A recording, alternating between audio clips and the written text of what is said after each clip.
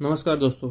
जैसा कि हमने पहले क्लास में देखा था, पॉलिटी के पहले लेक्चर में, जो कि हम मनोहर पांडे की सीरीज बना रहे हैं पॉलिटी की, पहले लेक्चर में हमने देखा था संविधान का निर्माण, जिसमें देखा था संविधान की रूपरेखा, कैबिनेट मिशन कब बना, पहली बैठक कब हुई, पहले अध्यक्ष कौन थे, पहले अस्थायी अध्यक्ष कौन थे, प्रारूप समिति के अध्यक्ष कौन थे, संविधान के जनक किसे कहा जाता है। ये सारी चीज़ें हमने देखी, अनुच्छेद वगैरह, और कितनी अनुसूचियाँ थी स्टार्टिंग में, फिर बाद में कितनी हो गई।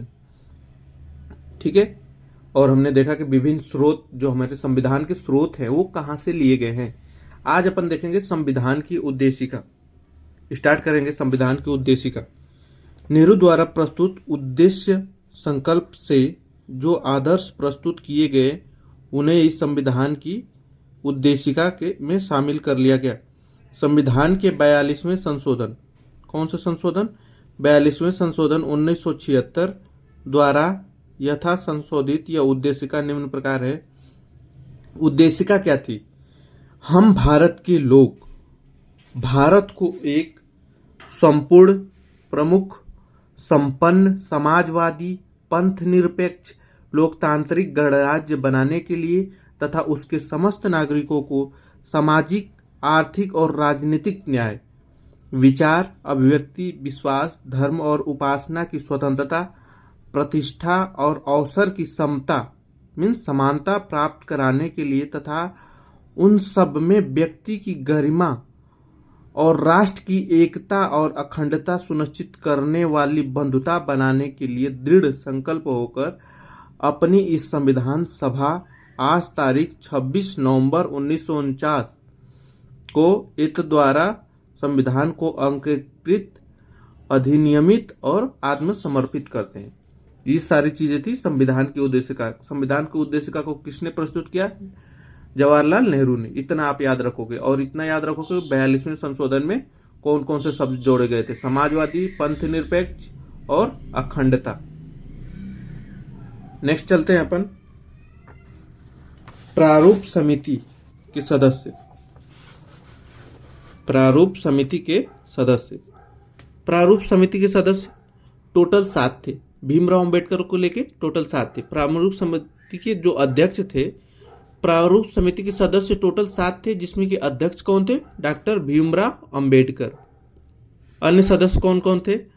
अल्लादी कृष्णा स्वामी अय्यर, कन्हैयालाल मणिकांत मुंशी, एन गोपाला स्वामी अय्यर, सैयद मोहम्मद सादुल्ला मुस्लिम लीग के प्रतिनिधि थे, एन माधवराव BL मिश्रा के स्थान पर नियुक्त हुए थे, DP खेतान 1948 में इनकी मृत्यु के बाद T कृष्णमाचारी को सदस्य बनाया गया। तो आप इसमें बस याद रखोगे प्रारूप समिति के अध्यक्ष कौन थे और टोटल प्रारूप समिति में कितने सदस्य थे। तो टोटल 7 थे, भीमराव अंबेडकर को छोड़ के 6 थे।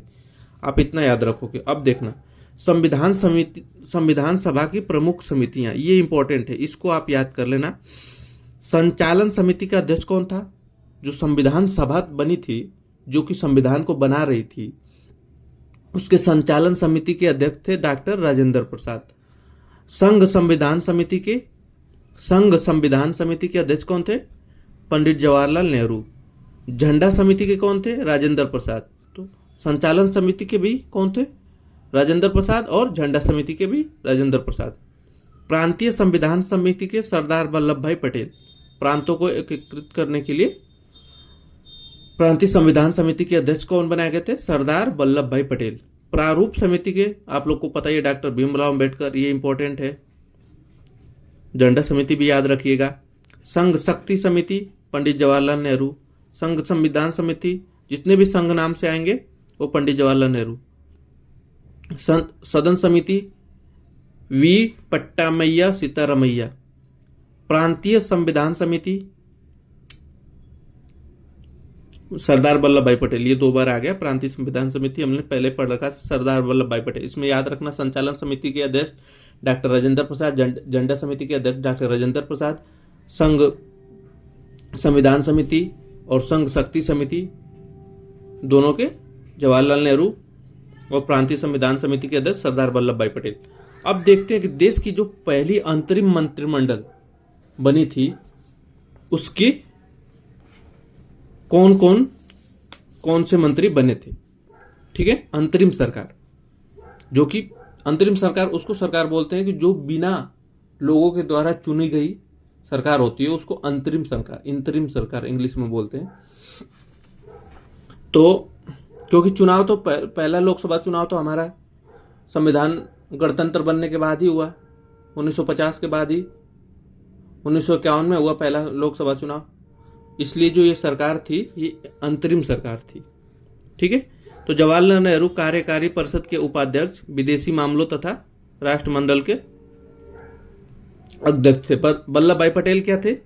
वल्लभ भाई पटेल बहुत चर्चा होती है, इनके गृह मंत्री थे, सूचना और प्रसारण मंत्रालय भी इनके पास था। बलदेव सिंह, इनके पास बहुत बल था, याद करने का तरीका बता रहा हूं, गलत वे में मत लीजिएगा। बलदेव सिंह मतलब इनके पास बहुत बल था, तो ये रक्षा कर देते थे, इसलिए रक्षा मंत्री। श्री राजगोपालाचारी, ये थे शिक्षा मंत्री।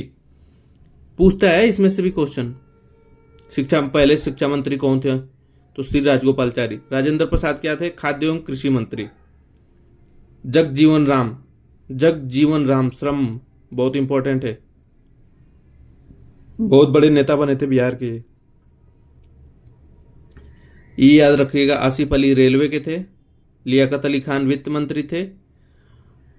अब्दुल निस्तार खान संचार और गजनफर अली खान स्वास्थ्य।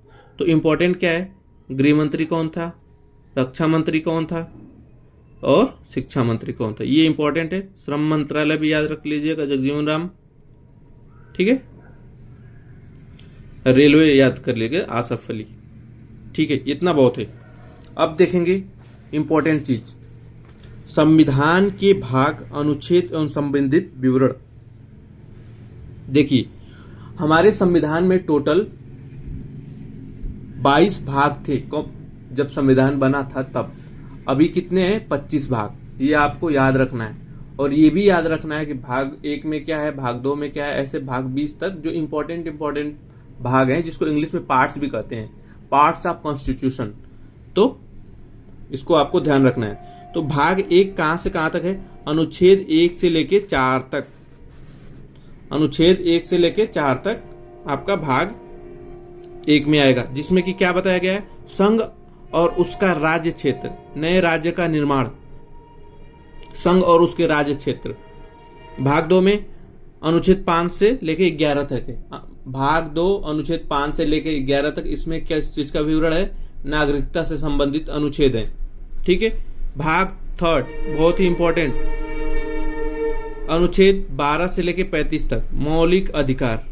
मौलिक अधिकार किसमें है? भाग 3 में। अनुच्छेद कितने से कितने तक? 12 से लेके 35 तक। ये चीजें सारे क्वेश्चन है, आपको याद रखना, इतना तो आपको याद रखना ही पड़ेगा।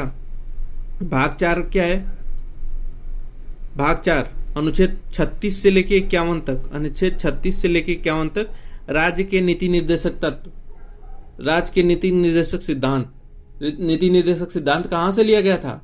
नीति आयरलैंड से, संविधान के स्रोत से याद कर लेना उस चीज को।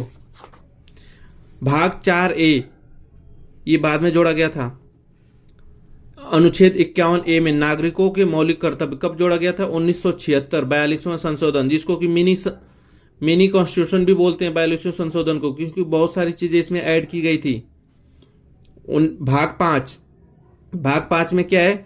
अनुच्छेद 52 से लेके 151 तक, 52 से लेके 151 तक, संघ सरकार से संबंधित, मतलब केंद्र सरकार से संबंधित जो भी अनुच्छेद है, जो भी आर्टिकल्स हैं, वो सारी चीजें, जिसमें कि आपका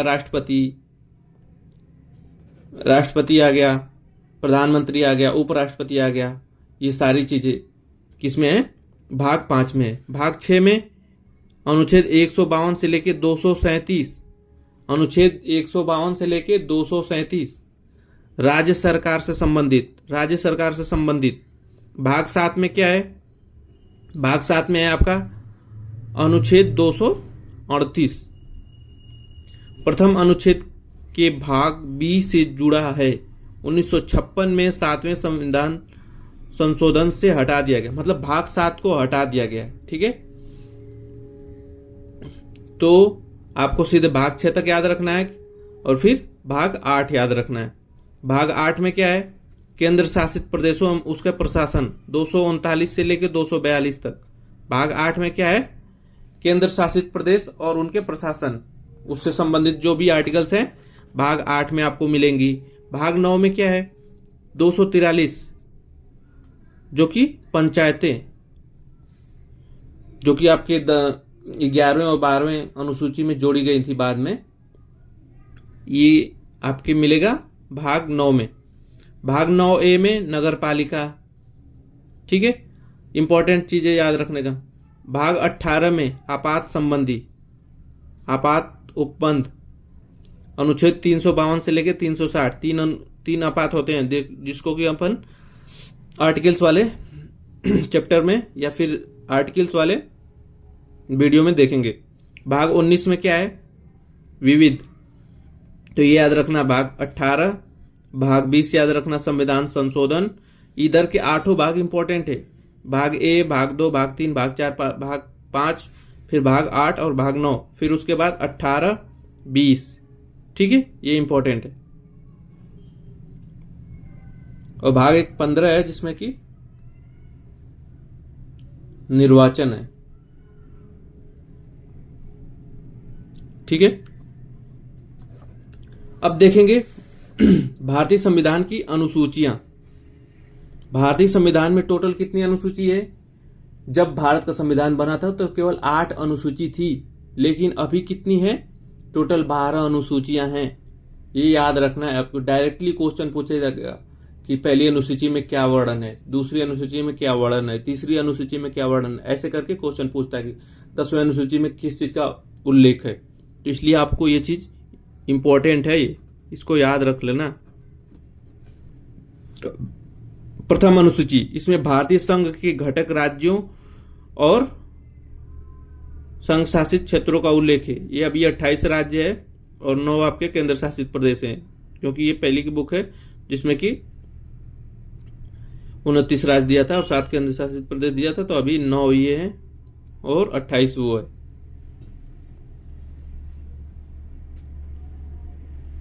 ठीक है। द्वितीय अनुसूची में क्या है? इसमें भारतीय राज्य व्यवस्था के विभिन्न पदाधिकारियों को प्राप्त होने वाले वेतन, भत्ते और पेंशन आदि का उल्लेख किया गया है। जितने भी सरकारी पोस्टें हैं, मतलब कि प्रधानमंत्री, राष्ट्रपति, राज्यसभा के सांसद वगैरह, जितने भी ये सब पोस्ट है ना, उनका वेतन क्या होगा, उनका भत्ता क्या होगा, उनका पेंशन आदि से जितनी भी रिलेटेड चीजें हैं, अनुसूची दूसरे अनुसूची में है। तृतीय अनुसूची, इसमें विभिन्न पदाधिकारियों द्वारा पद ग्रहण के समय ली जाने वाली शपथ का उल्लेख है। तो मतलब पहले में संघ, दूसरे में वेतन और भत्ते और तीसरे में शपथ। चौथे अनुसूची में इसमें विभिन्न राज्य तथा संघीय क्षेत्रों के राज्यसभा में प्रतिनिधित्व का विवरण दिया गया है। मतलब विभिन्न राज्यों से कितने राज्यसभा के मेंबर्स होंगे उसका वर्णन किसमें है? अनुसूची 4 में, मतलब चौथी अनुसूची में विभिन्न राज्यों के राज्यसभाओं के प्रतिनिधित्व का विवरण है। 5वीं और 6वीं में बहुत कंफ्यूजन होता है, इसको आप बहुत ही ध्यान से याद कर लेना। 5वीं अनुसूची, इसमें विभिन्न अनुसूचित क्षेत्रों और अनुसूचित जनजाति, अनुसूचित क्षेत्रों एवं अनुसूचित जनजाति के प्रशासन एवं नियंत्रण के बारे में उल्लेख है। 5वीं अनुसूची में अनुसूचित क्षेत्रों, अनुसूचित जनजाति के प्रशासन, उनके प्रशासन, जो अनुसूचित क्षेत्र हैं, जनजाति लोग हैं, उनके प्रशासन के बारे में विवरण है और नियंत्रण के बारे में जो विवरण है 5वें अनुच्छेद में है। और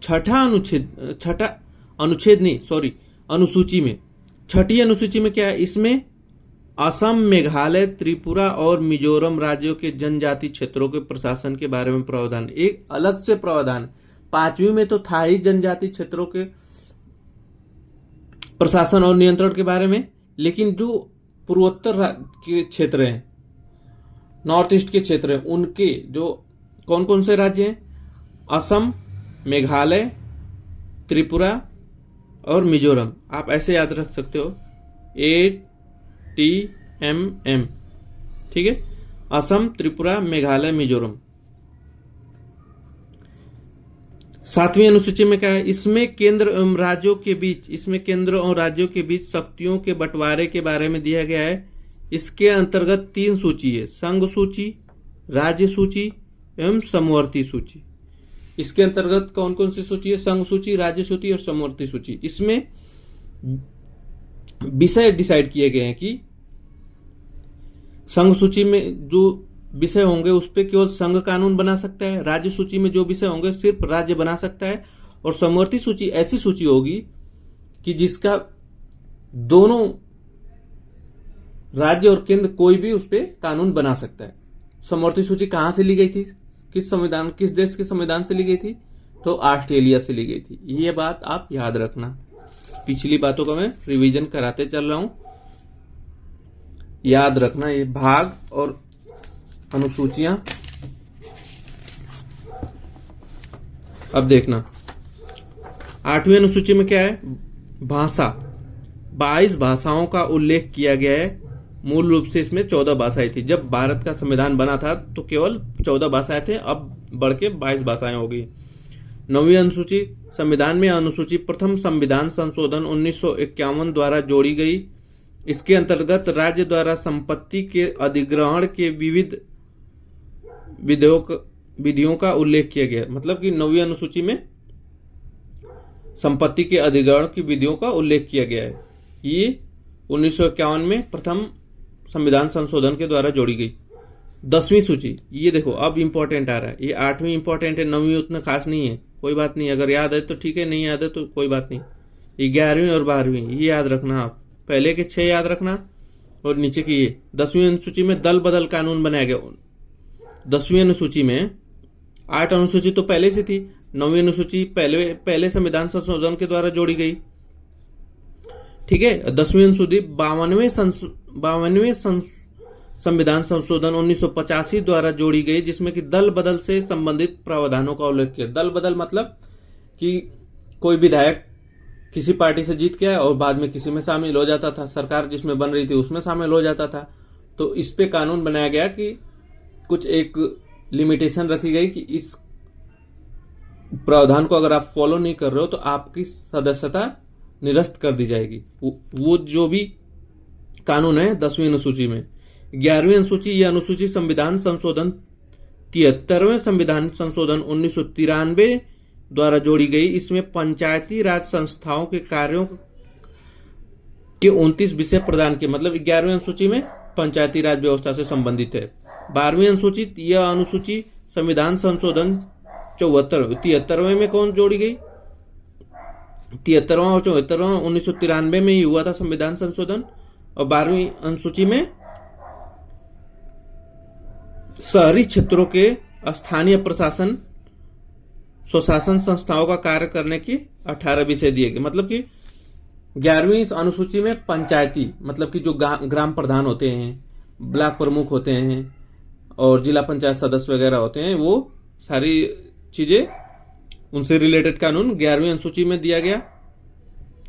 12वीं अनुसूची में शहरी क्षेत्रों में प्रशासन स्वशासन संस्थाओं का कार्य करने के लिए 12वीं अनुसूची में उल्लेख किया गया। इस तरह से आप इतनी चीजें याद रखेंगे। आज हमने पढ़ा कौन कौन सी चीजें देखे। संविधान के उद्देश्य का, इसमें कुछ याद रखने की चीज नहीं है, बस ये याद रखें संविधान के उद्देश्य का किसने प्रस्तुत की, डॉक्टर जवाहरलाल नेहरू। फिर हमने देखा प्रारूप समिति में कितने सदस्य थे, 7 सदस्य थे, जिसके अध्यक्ष डॉक्टर भीमराव अम्बेडकर थे। फिर संविधान सभा की प्रमुख समितियां देखा, जिसमें कि संचालन समिति और झंडा समिति के राजेंद्र प्रसाद थे, प्रारूप समिति के भीमराव अम्बेडकर थे और प्रांतीय समिति के सरदार वल्लभ भाई पटेल। देश के प्रथम अंतरिम मंत्रिमंडल के बारे में देखा कि बलदेव सिंह थे, रक्षा मंत्री थे, वल्लभ भाई पटेल गृह मंत्री थे, राजेंद्र प्रसाद खाद्य एवं कृषि मंत्री थे, जगजीवन राम श्रम मंत्री थे, आसिफ अली रेलवे मंत्री थे। फिर हमने देखा इंपॉर्टेंट पार्ट्स, ठीक है। उसके बाद हमने देखा भारत के संविधान की अनुसूचियां। ये चीजें आप बहुत ही इंपॉर्टेंट है, डायरेक्टली क्वेश्चन बनता है यहां से, इन चीजों को याद रखना। नेक्स्ट क्लास में अपन देखेंगे, अब अनुच्छेद शुरू हो जाएगा, ठीक है। और नेक्स्ट क्लास में देखेंगे। इसके लिए आप थर्ड लेक्चर में अब देखेंगे, ठीक है। तब तक के लिए थैंक यू। और आप ज़्यादा से ज़्यादा शेयर कीजिए, ये बहुत ही इंपॉर्टेंट है जूनियर्स इंजीनियर्स और जो भी वनडे एग्जाम है ना, उनके लिए बहुत ज़्यादा फायदेमंद होगा। बेसिक है ये संविधान की, पॉलिटी की जो भी चीज़ें हैं, बेसिक चीज़ें हैं, इनको तो जानना मस्ट जरूरी है, ठीक है। Thank you so much. मिलते हैं नेक्स्ट क्लास में, तब तक के लिए धन्यवाद।